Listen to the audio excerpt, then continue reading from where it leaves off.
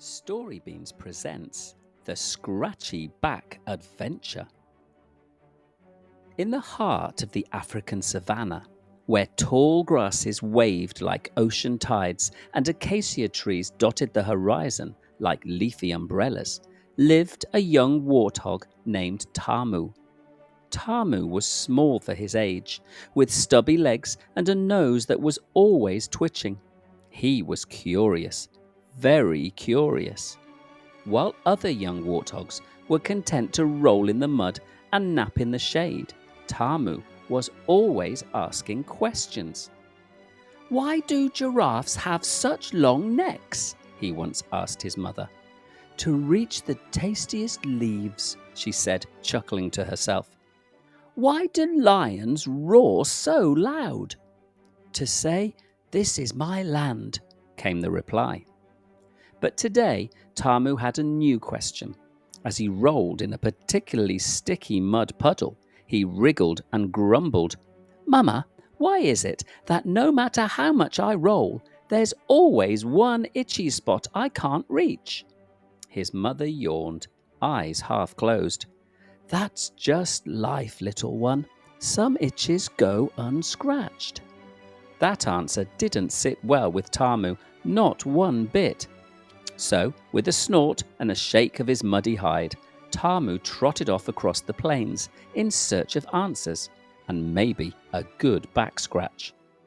Soon he came across a tall, gawky bird with long legs and feathery lashes. It was Olima, the ostrich, flapping her wings in frustration. "What's wrong, Olima?" Tamu asked, tilting his head. "Oh, these silly seeds are stuck in my feathers," Olima sighed. "I sat down in a patch of sticky grass and now I can't reach them. I've been flapping all day, but they won't come out." Tamu's ears perked up. "I know what that's like. I've got an itch I can't reach." The ostrich blinked. "I'll help you if you help me." Tamu's eyes lit up. "You mean I scratch your back and you scratch mine?" "Exactly," Olima said, laughing. So Tamu trotted over and used his little tusks and hooves to help loosen the sticky seeds from Olima's feathers. It took a bit of tugging and hopping, and Olima giggled the whole time. "Careful, Tamu, that tickles."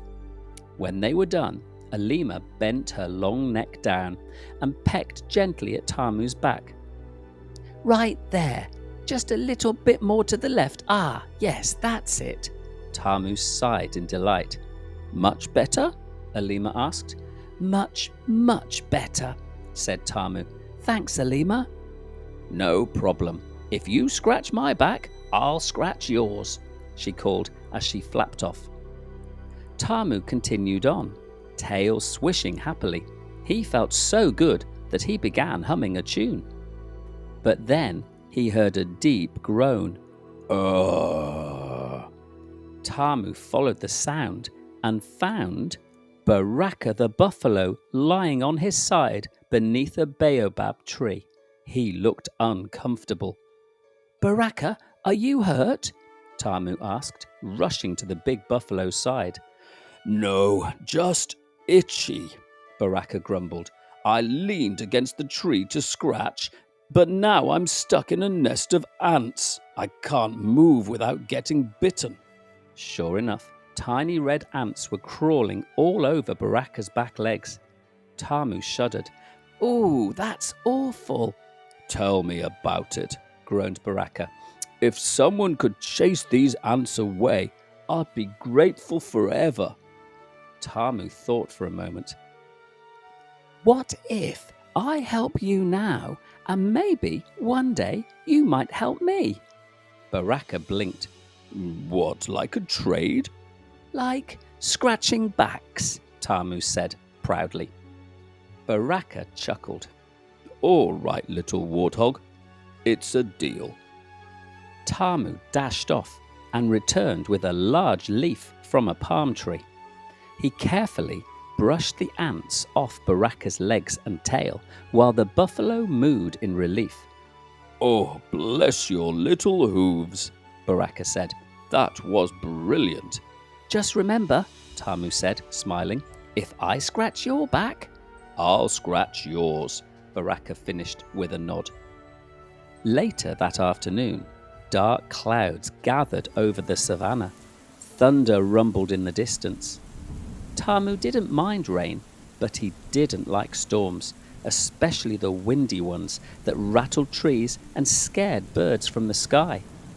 As the first drops fell, Tamu looked around. He was far from home, and the wind was getting stronger. Suddenly, crack! A bolt of lightning struck nearby. Tamu squealed and ran, but he didn't know where to go. The grasses were too tall, and the ground was too slippery. Then, above the noise, he heard a loud whoosh and felt something warm around him. It was Olima, her huge wings stretched wide. "Quick, under here!" she shouted. Tamu darted under her belly, and Olima tucked her wings over him like a feathery tent. "Ah, thank you," he panted. "You saved me." "Well," Olima said with a smile, "you scratched my back." When the rain lessened, Tamu looked up and saw Baraka trotting toward them. "Tamu," he called, "follow me. There's a cave just over that ridge." With Olima shielding him from the wind and Baraka leading the way, Tamu was soon safe and dry inside a warm, quiet cave. The storm passed, and the sun returned, painting the wet savannah with gold and fire. As they sat at the cave's edge, drying off, Tamu looked at his new friends. "You know," he said, "I think I finally understand that itch I couldn't reach." "Oh?" asked Olima. "It wasn't just on my back. It was in my heart. I was looking for something more. Friends who care." Baraka nodded. "And you found them by caring first." Tamu grinned. "I guess if you scratch someone's back, they really will scratch yours." From that day on, Tamu, Olima, and Baraka became the closest of friends. They helped each other through dry seasons and stormy ones, through itchy days and muddy ones. And though Tamu still had questions, plenty of them, he knew one thing for sure. Kindness is like a back scratch. It feels good to give, and it comes back to you when you need it most. Thank you for watching Story Beans. See you next time.